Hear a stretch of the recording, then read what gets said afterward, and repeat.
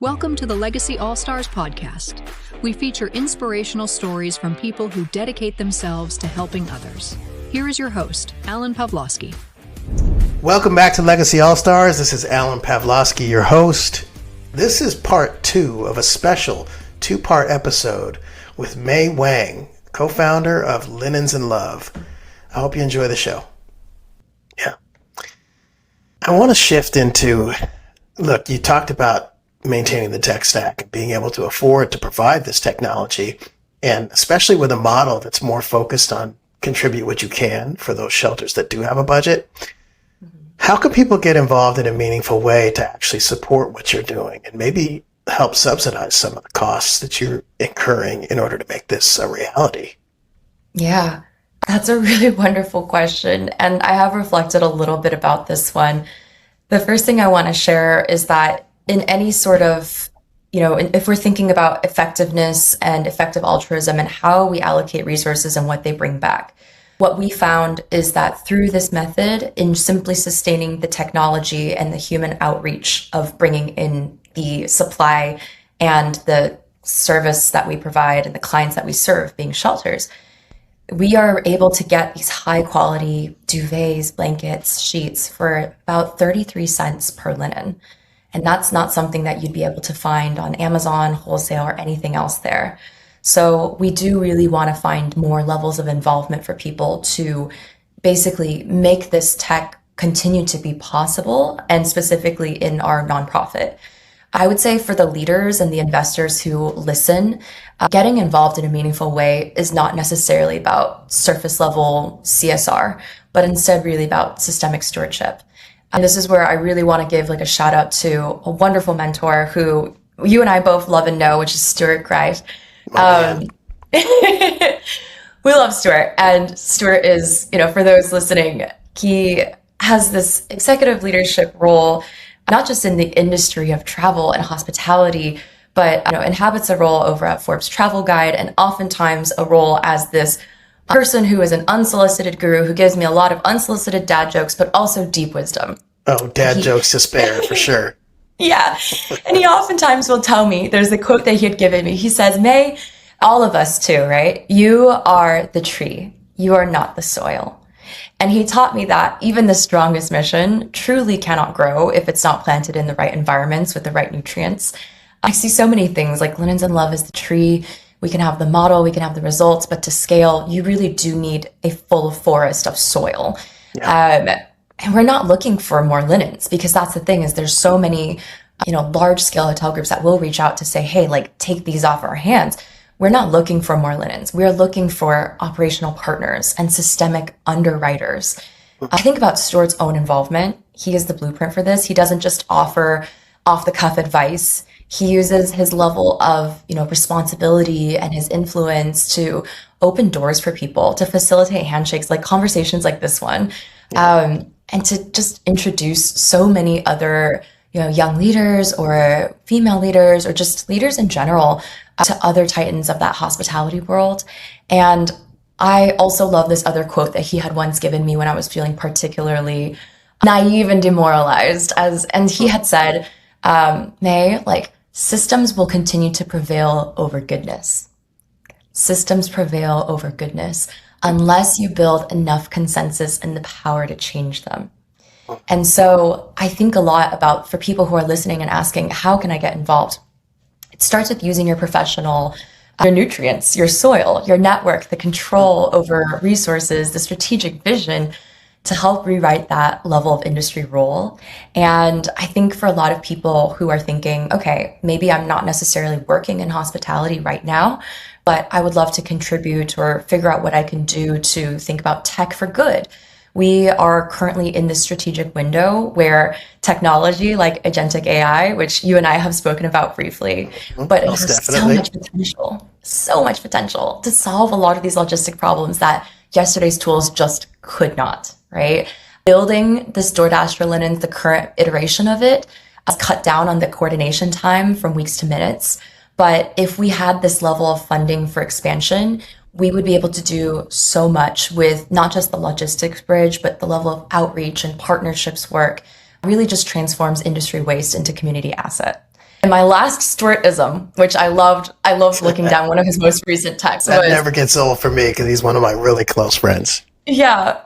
He says, passion burns brightly, but purpose and meaning endures. And so what I think that we most also need is going to be partners who want to build something together that will outlive all of us. Amazing. Yeah. All right. Well, this brings me to something that, I was thinking about as you were talking, and I wasn't listening with an agenda. I was just kind of dovetailing off something you said earlier. Yeah. And I was wondering if, while you're scaling, if you've thought about ways to incorporate things other than linens into the mix. Like there's waste of other kinds, like you talked about, food waste. I know it's perishable and it's much more difficult, but have you thought about ways to connect some of these other waste products that are perfectly okay that could be utilized for shelters or people in need? Certainly. There are actually several different layers. I think simply because of growing up in this hospitality industry, I can see there's layers of it. Yes, food waste, like post-convention. Conventions are places of great abundance, also great waste. There are a lot of local food rescue organizations that will partner with restaurants, catering companies, hotels themselves to capture this and redistribute it. What's fortunate is oftentimes we worry and say, oh, what about the liability because of perishables? There is a lot of legislation in the works that really does set out to protect people from being good Samaritans too. The second layer of things I can think of would be soaps and toiletry kits. There are organizations, shout out to groups like Clean the World or Soap Cycle, which is also, I think they operate in Singapore and Hong Kong. They take these elements of used bar soaps. Oftentimes we just wash once or twice.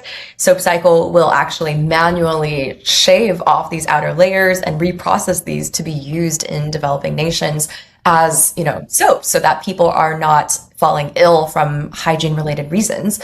So there's a lot of layers of what can be done. I particularly love linens because of the fact that number one, they are not perishable. Number two, what's special about this is that the way that we receive them comes in this almost like perfect bridge. Because what's special is it's not just guest pours wine onto sheet and the sheet gets thrown away. It's that the sheet gets industrially washed, sometimes sent to commercial laundromats, not once, but twice on high heat, high water. They are professionally treated with stain removal. They are like spot treated and cleaned. And only then, when every single piece has been exercised, every option to try to remove it just is not lifting that tiny little spot, it's time to go. So they pack them all really nicely into these boxes. They get filled up. The box is stacked to fill the supply room. And when the supply room is finally just bursting, it's time to throw it all away. So what's elegant about this solution is that we don't need to have the overhead for manufacturing plants. We don't need to send and ship these boxes of blankets and towels to a central location to reprocess them. They arrive as is because they would have been amazingly clean, high quality, boxed, prepared linen that just die in a landfill. So that's the reason why I particularly love linens. I mean, there's such a great environmental stewardship involved there as well. I mean, to prevent all that landfill waste is amazing. Mm-hmm. Tell me what success looks like over the next 3 to 5 years for you. Ooh. I would say there's so much. There's the reality of what I think it would look like, but then there's my pie in the sky. So I love this question a lot. I'd love to hear that. So I would say within the next 3 to 5 years, first of all, I want to see Linens and Love's platform to be this level of gradually accepted and understood and embraced industry standard for hospitality, reverse logistics. I want it to be as operationally inevitable as paying taxes or having a budget line for Wi-Fi or ensuring that you separate your bottles and cans from, your standard trash, where truly like every hotel's waste will never be outpacing local community needs. And to me, I think I want to see good baked into the operational component as an ethos. So success to me is collaborating with the head of a Fortune 500 COO, signing a lot of contracts that mandate a lot of this linen upcycling or donation programming as just a standard key performance indicator. We are building a model where doing good should be baked into the procurement guidelines and not necessarily as just an afterthought that is an optics component, but really just ethos. And the final component I would say is really important to me is financial independence for the organization. I understand that, yes, we're incorporated as a 501c3, but I stand firmly against the idea that social impact organizations need to operate by bleeding money and being grant reliant for the rest of their lives. And instead, what I want to see for us is a self-sustaining process where we are genuinely solving problems for shelters, solving problems for hotels, reducing this friction, and at the same time supported by collaborative partnership with brands. And within 5 years, I see Linens and Love as this self-sustaining system where revenue models and not just grant can fuel the growth across a consistent 500 hotel portfolio. Man, took the words right out of my mouth because my entrepreneurial brain's been running here. I kept thinking to myself, I wonder if there's a online retail option that could support the efforts that you were doing. Yeah. So I'd love to see what you come up with on that. And maybe we have to have another conversation about that once it's started to get some wings. One of the things that crossed my mind again was, go back to the question of some of the other organizations that are doing really good things to help offset some of this waste issue, some of this unnecessary landfill waste issue. Are you in communication with them? Are you cross-pollinating your ability to support each other in those efforts so that collectively the group of these people focusing on the hospitality industry or the land waste that's being in restaurants, etc., are you working with each other to help make the problem less impactful? That's wonderful. I would say that right now, the level of our partnerships focusing really is on a lot of hotels and shelters and being that bridge. So the outreach and the human component and energy is going there. But I agree with you. I think that it is so fascinating to be able to collaborate and think about who else is tackling this problem from this bridge perspective. So the answer is yes. We have been able to explore initial conversations and partnerships. So right now, I can't name any names yet, but we are talking to some larger hospitality groups that also have a very more vertical level of operations and very fleshed out logistics in addition to serving as primarily hospitality. And so we're thinking about tapping into the logistics component to use their current fleet and partner with local companies and what else we can do with this. So for instance, we have also explored different partnerships with upcycling, not just donating them one-to-one, but working with different warehouses, especially since I'm based here in Los Angeles. So we have a fashion and warehouse district. And so there are groups that are interested. Yes. So we're exploring what can we do, right? The challenge of this is how can we predict reliably the supply of the category of waste that will come in? Because let's say we decide, we want to partner up with a upcycling company that can make dog beds for social impact. And these upcycled dog beds will donate also dog beds to local animal shelters. Well, how can we reliably predict and also sort through with the labor costs too of what we receive and what pieces need to be stitched together based on the pattern to make these things? I will say that this is a growing and exciting kind of level of what we can do with innovation, really, to solve this challenge at scale, because there really is such a large amount of supply. And ultimately, the demand is quite niche of what they need to do with it, how much they can pull. So I've seen some different levels of what people have done. There is organizations that have reached out to say, we can ship this abroad. We can ship this abroad to different nations that will bail them and resell them. But I feel conflicted about that because I haven't done enough research on how these will actually be used. Is it just out of sight, out of mind? Is it actually just kind of exporting the textile waste issue into a different place? Right. Or will this actually genuinely be a spot of upcycling, innovation, extending life? Yeah, for that matter, you talked about, the model being more of a local to local. And that in and of itself is better for the environment than to have to ship things all over the world. Ultimately, the transportation cost is not just a cost of money, but the transportation cost is also a cost of waste and pollution and environmental issues that we can't really quantify completely. So I like that your model, I'm particularly struck by the way your model focuses on connecting local to local. Same reason I like to shop at the farmer's market, right? I like to source things as locally as I possibly can to contribute to that kind of thing. One of the things that I so much enjoy about working with people of younger generation in mind is that, a lot of people complain about younger generations, but I think that our younger generation is on the right path right now. I feel like the younger generations are more focused on making a difference and being purpose-driven rather than being outcome-driven. And I'm really amazed by what I see with some of the people in younger generations. And we're not talking about age. It's not really an age thing. It's just about, yes, generationally, there's differences. But it's amazing for me to see what kind of impact people in generations younger than me are having. So I really applaud that. I want to ask another question. And I ask this pretty much of everybody that comes on this show. And I want to know from you, what do you want your legacy to be on this planet? What do you want to leave behind? Oh, what a beautiful question.